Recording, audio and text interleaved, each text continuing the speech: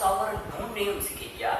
હવે એ નિયમના ઉપયોગો જોવા છે. તો સૂત્ર શું થાય ત્યાં આપણે તો કે કોઈ પણ પ્રવાહધારી તાર પરનો કોઈ ખંડ છે.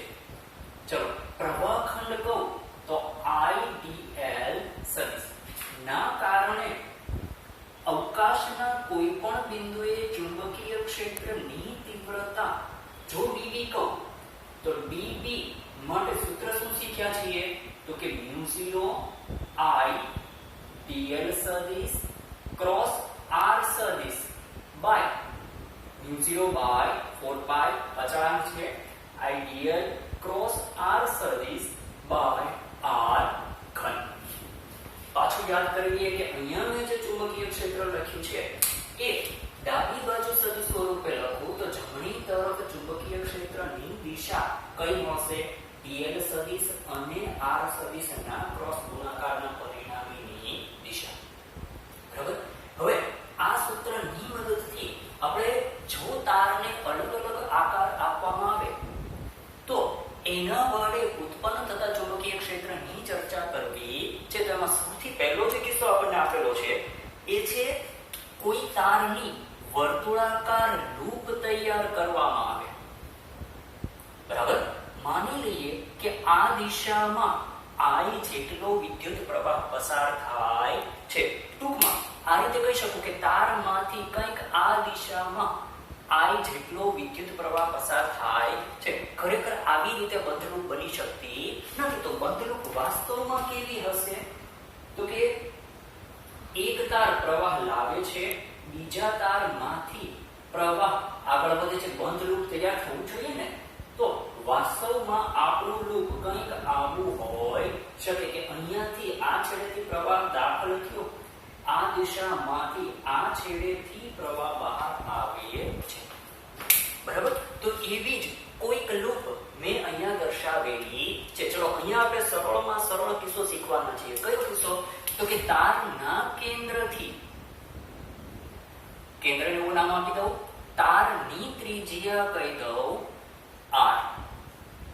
ચલો અહીંયા જે મારે ચુંબકીય ક્ષેત્ર શોધવું છે એ તારના કેન્દ્રથી તારની અક્ષ પર, અક્ષને x અક્ષ સરળતા ખાતર ધારી લો તો તારની અક્ષ પરના કોઈ બિંદુ, માની લો કે બિંદુને નામ આપું છું P પર ચુંબકીય ક્ષેત્ર શોધવું છે. એવું કહું કે કેન્દ્રથી લઈને જે P બિંદુ છે એના અંતરને કહી દઉં x. બરાબર. હવે જો મારે આ નિયમ વાપરવો હશે શું કરવું પડશે તો કે કોઈ ખંડ તૈયાર કરો. એ ખંડથી જે કોઈ બિંદુએ ચુંબકીય ક્ષેત્ર શોધવું છે એ કેટલા અંતરે હતું તો કે r જેટલા અંતરે હતું. બરાબર. તો એવું જ કંઈક અહીંયા વિચારો કે આ જે સમગ્ર લૂપ છે, બરાબર, એ લૂપમાં કંઈક સૂક્ષ્મ ખંડો જો ધારી લો. ચલો અહીંયા આ છેડા પર સરળતા ખાતર આ છેડા પર ખરેખર ખંડ બહાર આવવાનો નથી, પણ લૂપમાંનો જ કોઈક સૂક્ષ્મ ખંડ I સદિશ dl પ્રવાહ ખંડ કહું તો I સદિશ dl ધારું છું. બરાબર. હવે અહીંયા જોઈએ તો આ ખંડના કારણે આ બિંદુએ ચુંબકીય ક્ષેત્ર અંતર r ની જરૂર હતી ને આપણે. બરાબર. તો આ અંતરને શું નામ આપી દઉં છું સ્મોલ r. બરાબર. હવે જે પ્રવાહખંડ થયો છે એ કંઈક આવો છે. પ્રવાહખંડ આટલી બધી લંબાઈ નથી, લંબાઈ ઘણી નાની છે. આવો કંઈક પ્રવાહખંડ છે. ચલો આ પ્રવાહખંડના કારણે જો મારે આસપાસના કોઈ બિંદુએ ચુંબકીય ક્ષેત્ર વ્યાખ્યાયિત કરવું હોય, એવું કહું કે આ પ્રવાહખંડના કારણે આ બિંદુએ ચુંબકીય ક્ષેત્ર વ્યાખ્યાયિત કરવું છે. બરાબર. શું કરું તો કે પ્રવાહની દિશામાં જમણા હાથનો અંગૂઠો રાખો, આંગળા જે તરફ વળે છે, આપણે અગાઉ શીખ્યા છીએ, આંગળા જે તરફ વળે છે એ દિશામાં ચુંબકીય ક્ષેત્ર હોવાનું છે. એ જ વસ્તુ અહીંયા કરું. પ્રવાહની આ દિશા છે. બરાબર. ચલો પ્રવાહની દિશામાં અંગૂઠો રાખો, પ્રવાહની દિશામાં અંગૂઠો રાખો. બરાબર. હવે આંગળા આ રીતે વળવાના છે ને. બરાબર. તો એક કાલ્પનિક વર્તુળ અહીંયા જો દોરવામાં આવે જેની ત્રિજ્યા કેટલી છે સ્મોલ r. શું દોરું છું? એક કાલ્પનિક વર્તુળ દોરવું છું. તો એ વર્તુળને દોરેલ સ્પર્શક ની દિશામાં મને ચુંબકીય ક્ષેત્ર મળવાનું છે. કોના કારણે લીધું છે ને અત્યારે? I સદિશ dl ખંડ ના કારણે લીધું છે. કોના કારણે લીધું છે? I સદિશ dl પ્રવાહખંડ ના કારણે લીધેલું છે. હવે આવો ને આવો એક પ્રવાહખંડ એની સામે ના છેડે ધારી શકું. અહીંયાથી પ્રવાહ કઈ દિશામાં હતો? લંબરૂપે બહાર તરફ. અહીંયા પ્રવાહખંડ કઈ દિશામાં લેવો પડશે? એ જે ખંડ લીધો છે એની વિરુદ્ધ દિશાનો પાછો એવો જ કંઈક પ્રવાહખંડ ધારવો છું. બરાબર. હવે શું કરું? ખંડમાં પ્રવાહ કઈ દિશામાં છે? લંબરૂપે અંદર તરફ. ચલો અહીંયાથી લઈને આ અંતર પાછું જેમ આ r થયું ને એવું જ આ ખંડથી પણ અંતર r લઈ લો. બરાબર. અહીંયાથી એક કાલ્પનિક વર્તુળ દોરો ખંડને કેન્દ્ર રાખીને. ખંડને કેન્દ્ર રાખીને એક કાલ્પનિક વર્તુળ દોરો. એ વર્તુળને દોરેલા સ્પર્શક એટલે કે આ ખંડના કારણે ચુંબકીય ક્ષેત્ર dB સદિશ આ દિશામાં હોવાનું છે. તો અહીંયા આપણે એવું જોઈ શકીએ કે આ ચુંબકીય ક્ષેત્ર નો એક ઘટક કઈ દિશામાં લઈ શકું? તો કે x દિશાનો ઘટક. બરાબર.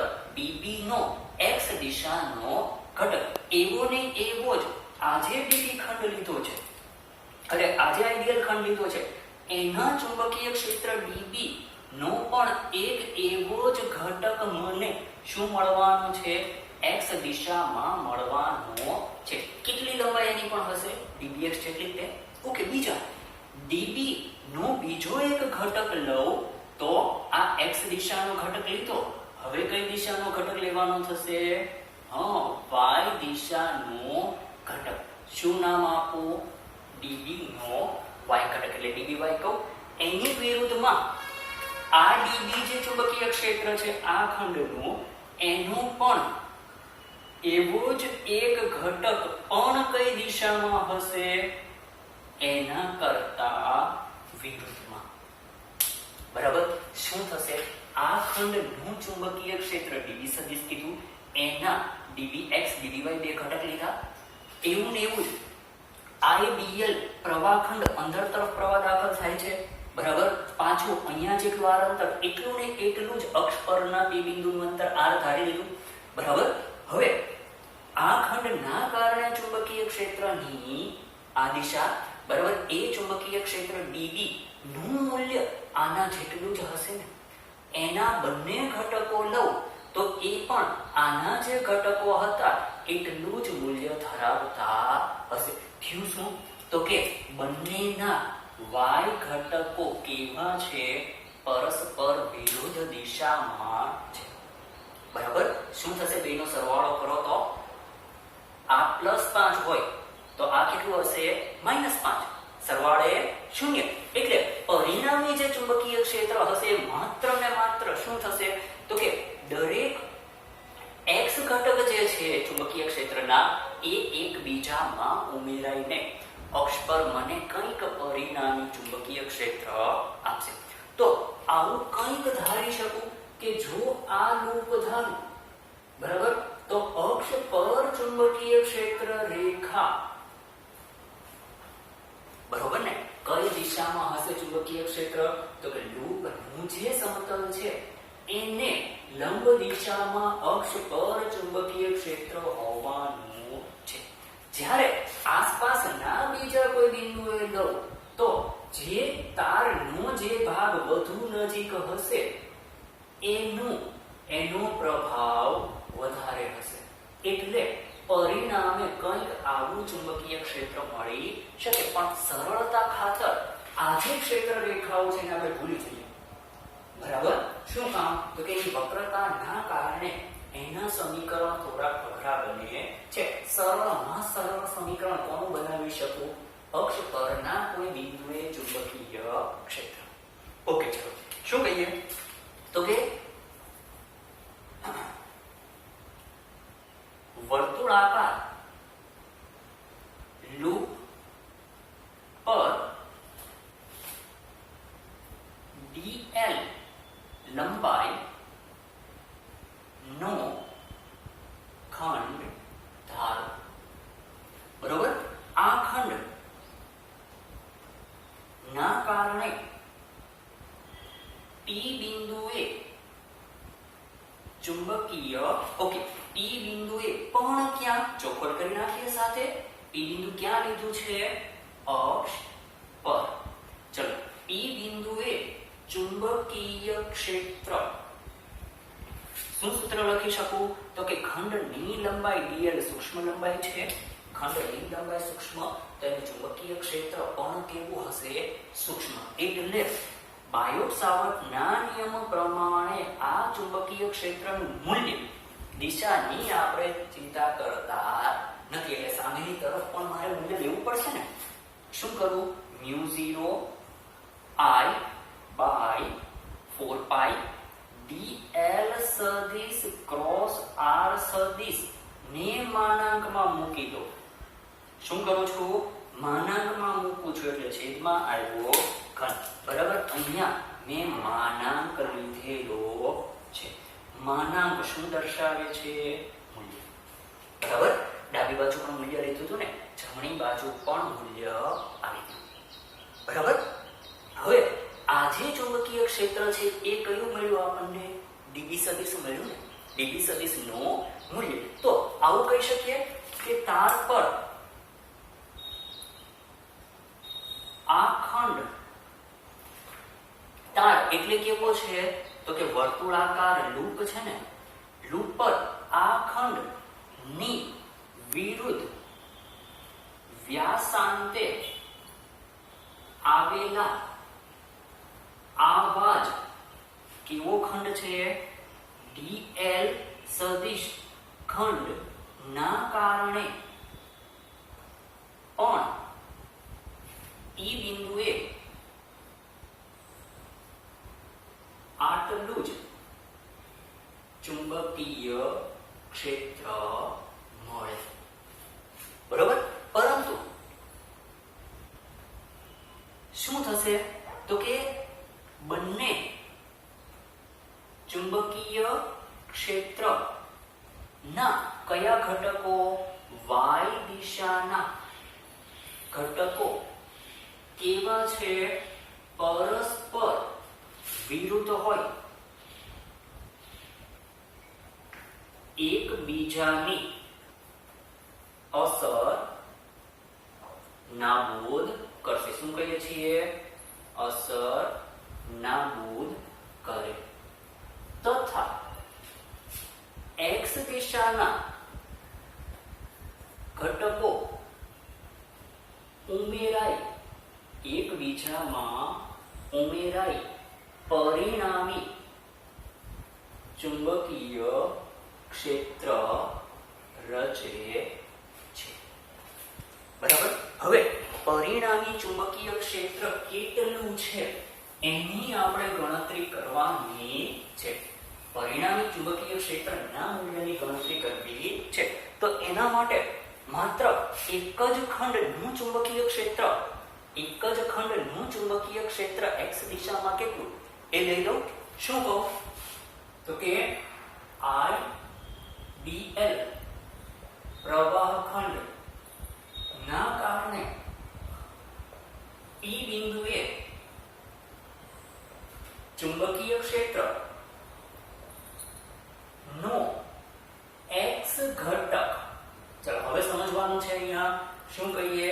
તો કે db નો x ઘટક, આ ખૂણાને જો થીટા લો, બરોબર, આ બંને એકબીજાને લંબરૂપે છે ને. અહીંયા શું કર્યું તો આપણે? r ત્રિજ્યાનું કાલ્પનિક વર્તુળ એને દોર્યો સ્પષ્ટ. એટલે આ ત્રિજ્યા થઈ, dl ને idl ને જો કેન્દ્રમાં રાખું તો r ત્રિજ્યા, db સ્પર્શક કેવા છે? એકબીજાને લંબ. આ થીટા તો આ પાઈ બાય 2 માઈનસ થીટા, આ થઈ જશે પાછો થીટા. આ થીટા તો આ પાઈ બાય 2 માઈનસ થીટા, આ પાઈ બાય 2 માઈનસ થીટા, આ 90 તો આ થઈ જશે થીટા. બરોબર, ચલો આ ખૂણો કેટલો લીધો છે? મેં થીટા લીધો ને. હવે db નો કયો ઘટક લેવાનો છે? ખૂણાની પાસેની બાજુનો ઘટક. યાદ કરી લો પાછા 11માં આપણે શીખ્યા છીએ. ખૂણાની પાસેની બાજુનો કોનો ઘટક લઉં છું? ડીબી નો.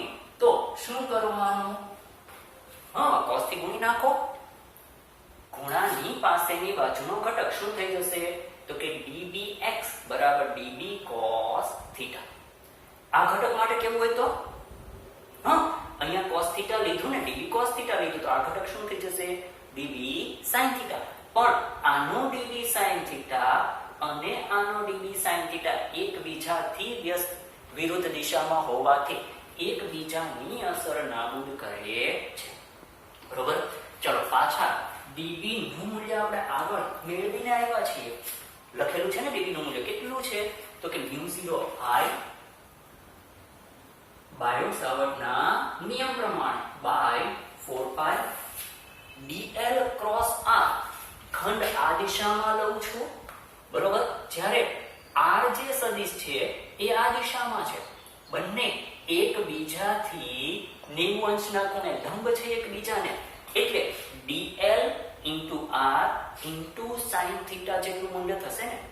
sin θ sin 98 થઈ જશે. એટલે સીધે સીધું મૂલ્ય શું લખી શકું? તો કે dl r sin 90 sin 98 કરી નાખ્યું.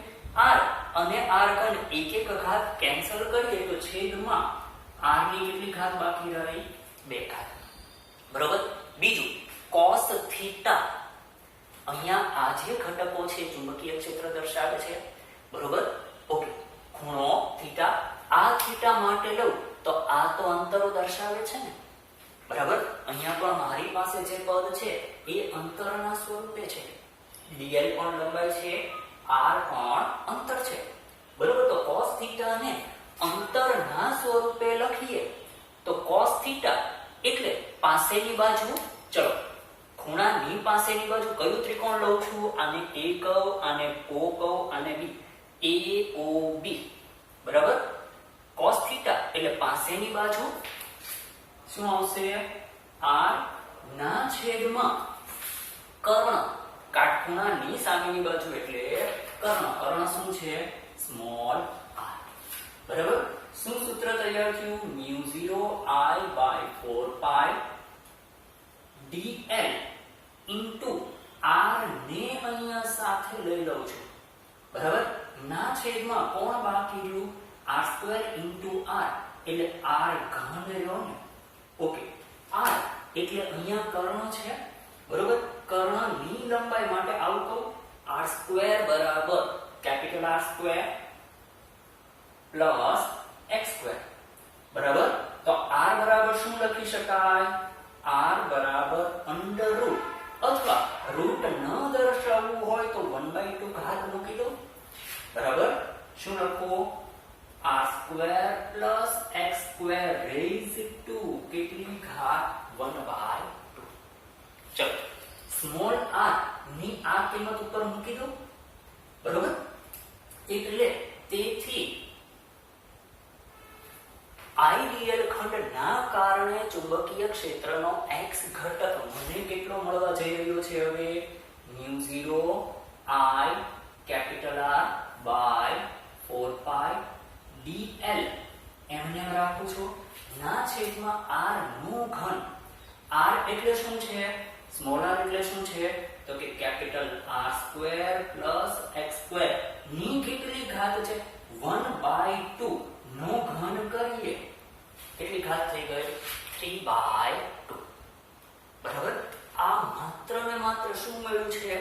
તો કે આ ખંડના કારણે ચુંબકીય ક્ષેત્રનો x ઘટક મળ્યો. બરોબર?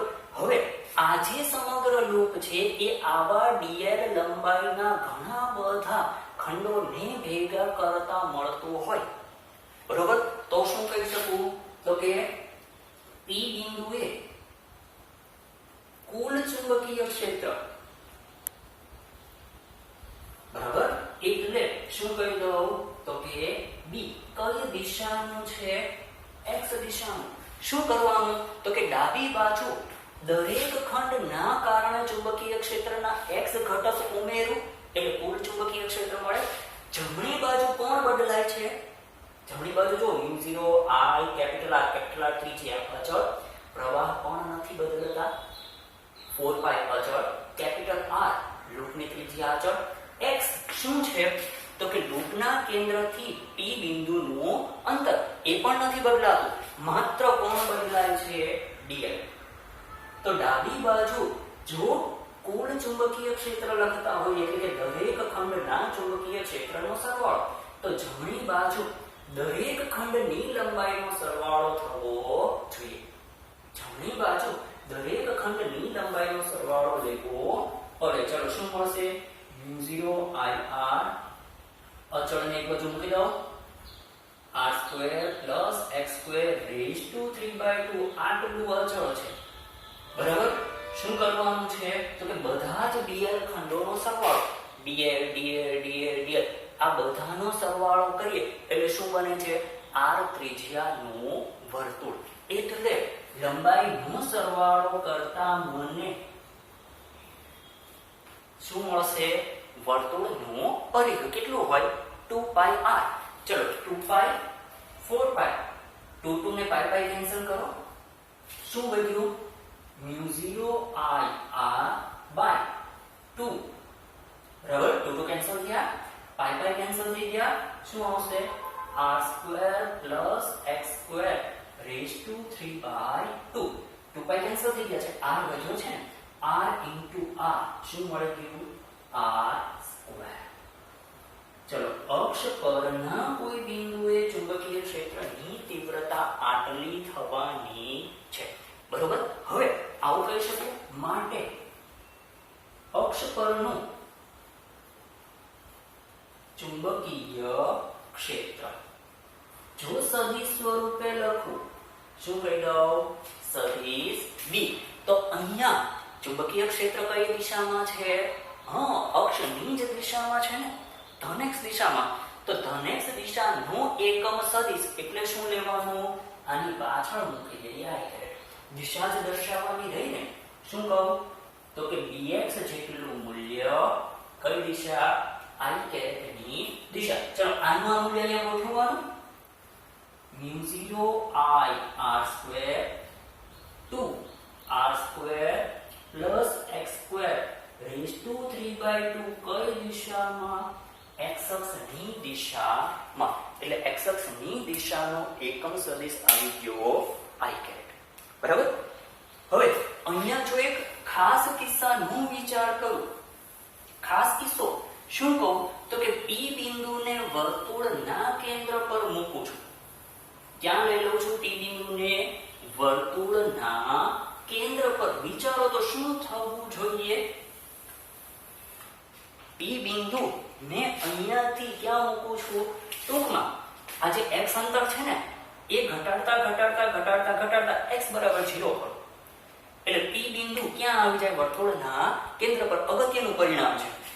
એક તો આ સૂત્ર કોણ આપણે યાદ રાખશું? તારની વર્તુળાકાર લૂપ અથવા તો વર્તુળાકાર તાર કે વર્તુળાકાર રિંગ ની અક્ષ પરના કોઈ બિંદુએ ચુંબકીય ક્ષેત્ર કેટલું? તો કે u0 I r²/2 capital R² + x² rays two 3/2. પદ વ્યાખ્યાયિત કરી લો પાછા. r એટલે લૂપની ત્રિજ્યા, x એટલે લૂપના કેન્દ્રથી એ બિંદુનું અંતર. બરાબર. ચલો ખાસ કિસ્સો શું છે?